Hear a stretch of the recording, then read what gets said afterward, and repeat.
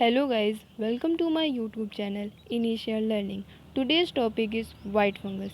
जैसा कि आप लोगों ने अभी पिछले कुछ दिनों में ब्लैक फंगस के बारे में सुन रहे हैं, तो ब्लैक फंगस जैसे एक और फंगल इन्फेक्शन है जो कि वाइट फंगस कहा जा रहा है। आइए जानते हैं वाइट फंगस क्या है, इसके सिम्टम्स क्या हैं, इससे कैसे बचा जा सकता है और ये क्या ब्लैक फंगस से ज़्यादा खतरनाक है और कैसे खतरनाक है।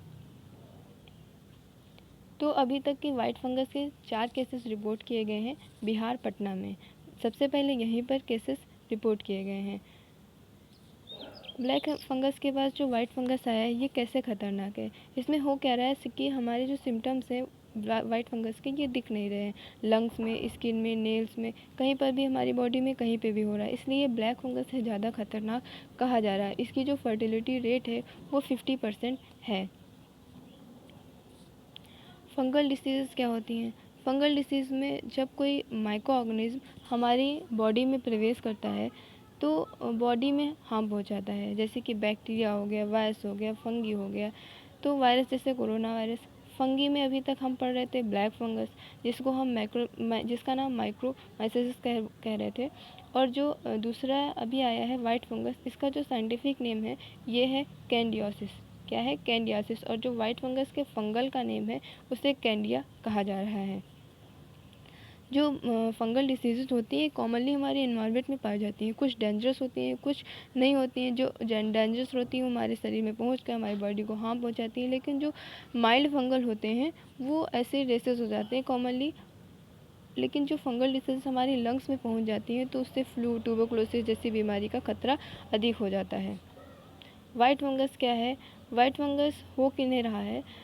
सबसे पहले मेजर कॉज तो इसका ये पता चला है कि जो लंबे समय तक ऑक्सीजन सिलेंडर का यूज़ कर रहे थे, अब जैसे कोई एक व्यक्ति ऑक्सीजन सिलेंडर का यूज़ कर रहा है, उसी ऑक्सीजन सिलेंडर, उसी मास्क को जब कोई दूसरा व्यक्ति यूज़ कर रहा है, तो जो ऑक्सीजन सिलेंडर की पाइप है ये लंबे समय तक यूज़ हो रही है, तो इसमें हाइजीन नहीं है, तो स्वच्छ नहीं रह जाती है, इसमें फंगल क्रिएट होने लगता है। और जब ये इसी पाइप को दूसरा व्यक्ति यूज़ करता है तो वो इन्फेक्टेड हो जाता है। इसका मेजर कॉज तो अभी तक ये पता चल पाया है। और दूसरा ये है कि जो ऑक्सीजन है वो वाटर से बनाई जाती है। अगर जो हम वाटर में टैप वाटर का यूज़ करते हैं तो उसमें भी फंगल को लंग में पहुंचने का खतरा रहता है, उसमें फंगल क्रिएट होता है। इसलिए डॉक्टर ने रिकमेंड किया है कि जो ऑक्सीजन बनाया जाए वो डिस्टिल्ड वाटर का बनाया जाए।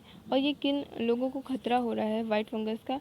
ये कैंसर पेशेंट को, डायबिटीज़ पेशेंट को जिनकी किडनी फेल है, और हाल ही में जो लंबे समय तक एंटीबायोटिक्स यूज़ कर रहे थे, आईसीयू में हैं, सर्जरी कराई है, ऑर्गन ट्रांसप्लांट कराए हैं, ऑक्सीजन सपोर्ट में है, वीक इम्यूनिटी है, जो अभी तक लंबे समय तक स्टेरॉइड ले रहे थे जिसकी वजह से उनकी इम्यूनिटी वीक हो गई है। पोस्ट कोविड पेशेंट को भी सबसे ज़्यादा खतरा है। मोर डेलियर कैसे है? क्योंकि ये हमारे शरीर में कहीं पर भी हो रहा है, जैसे कि स्टमक में, लंग्स में, किडनी में, आंत में, प्राइवेट पार्ट्स में, मुंह के अंदरूनी भाग में। और इसके सिम्टम्स हैं जो वो जल्दी दिख नहीं रहे हैं, हमें पता नहीं चल पा रहा है, इस वजह से ये इसका ट्रीटमेंट नहीं हो पा रहा है, तो ये ज़्यादा खतरनाक है। Confusion with Covid. अब ये कोविड के साथ कन्फ्यूजन कैसे क्रिएट कर रहा है?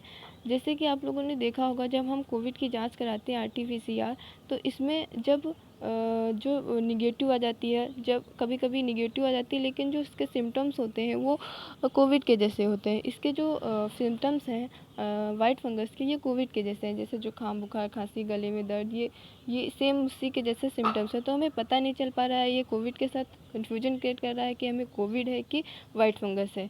अब जब आरटीपीसीआर हमारी अगर जो आपकी आरटीपीसीआर निगेटिव आ रही है तो आप लेकिन फिर भी आपको इसके लक्षण हैं, तो आपको अपने थूक की, अपने बलगम की वाइट फंगस की जांच करानी चाहिए। इसके सिम्टम्स क्या हैं? यही सिम्टम्स कोविड के जैसे सेम सिम्टम्स हैं। जिस जगह पे ये हो रहा है, जिससे पहले तो थोड़ी जगह पे हो रहा है, फिर धीरे धीरे जितनी जगह पे है फिर धीरे धीरे वो बढ़ता जा रहा है, अपना एरिया बड़ा करता जा रहा है। इसमें वाइट फंगस के जैसे वाइट फंगल रेसेस आ रहे हैं, और हमारी बॉडी में पेन हो रहा है, जहाँ पर भी हो रहा है वहाँ पर पेन हो रहा है, और जुकाम, बुखार ऐसे हो रहा है। तो इसके जो सिम्टम्स हैं वो कोविड जैसे हमारे लंग्स को इन्फेक्ट कर रहा है। इसके प्रिवेंशन क्या है? प्रिवेंशन में सबसे बड़ा प्रिवेंशन तो है आप जो ऑक्सीजन सिलेंडर यूज़ करें वो हाइजीन तरीके से यूज़ करें। अगर जो आपकी आरटीपीसीआर निगेटिव आती है, आपको दिक्कत लग रही है, फिर भी दिक्कत लग रही है निगेटिव आने के बाद, तो आप अपने थूक की, बलगम की जांच कराएं। सबसे बड़ी चीज़ है अपनी इम्यूनिटी को बूस्ट रखें। अब इम्यूनिटी को कैसे बूस्ट रखें, उसमें आप मॉर्निंग वॉक करें, एक्सरसाइज करें, अल्कोहल वगैरह से दूर रखें, vitamin D3, C, E, B1, B2, B6, multivitamins, ये जो फ़ायदेमंद विटामिन्स हैं इनका यूज अधिक से अधिक करें। पॉजिटिव एनर्जी रखें। सो इन सब तरीक़ों से आप वाइट फंगस से बच सकते हैं। अब थोड़ा ब्लैक फंगस के बारे में बात कर लेते हैं। सेंट्रल गवर्नमेंट ने अभी जो है राज्य से कहा है ब्लैक फंगस के लिए कि आप इसे एपिडेमिक घोषित कर दें, एपिडेमिक डिसीज़ 1897।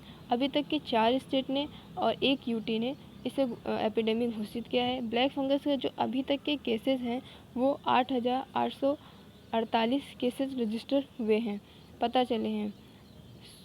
सो आज के लिए इतना ही। अगर जो आपको ये वीडियो अच्छा लगा हो तो लाइक करें, शेयर करें एंड सब्सक्राइब करें। Thank you.